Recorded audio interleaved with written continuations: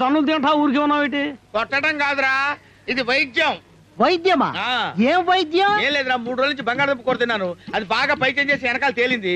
ఆ నెల్లూరు కదా మ్యాటర్ చెప్పాను, వాడు వీపు వచ్చి దబదబ గుద్ది నయం చేసి వెళ్ళాడు. అంటే అందరి దగ్గర నువ్వు కావాలనే తన్నులు తింటున్నావా? నా పర్మిషన్ లేకుండా నన్ను ఎవడన్నా ముట్టుకోగలనా?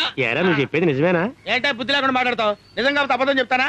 ఇప్పుడు నీకు మెండరం పట్టిందనుకో, నువ్వు నేరుగా గుంటూరు వెళ్ళి ఎవరితోనో గొడవ పెట్టుకో, మెడ వంచి దబ్బి గుద్దేస్తాడు, మెండప్పి తగ్గిపోతుంది.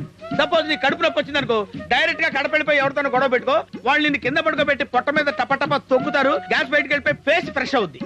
కాళ్ళ నొప్పి వచ్చిందనుకో, కర్నూలు పో, కర్రలు తీసుకుని కాళ్ళ మీదనే కొడతారు, కాళ్ళ నొప్పి తగ్గిపోతుంది. సపోజ్ పుత్తూరు వెళ్ళామనుకో, అక్కడ వాళ్ళతో గొడవ పెడితే వాళ్ళు కొట్టడం మొదలు పెట్టారంటే మసాజ్ చేసినట్టే ఉంటుంది. కానీ అనంతపురం మాత్రం వెళ్ళకండి రోయ్, అక్కడికి వెళ్తే బాంబులు తీసి నోట్లో పెడతారు. కానీ ఈ విషయంలో తెలుగు వాళ్ళు చాలా గొప్ప. ఎంత కొట్టినా అప్పరు లోయరు మిడిల్ మీద చెయ్యరు. ఆ విషయంలో తెలుగు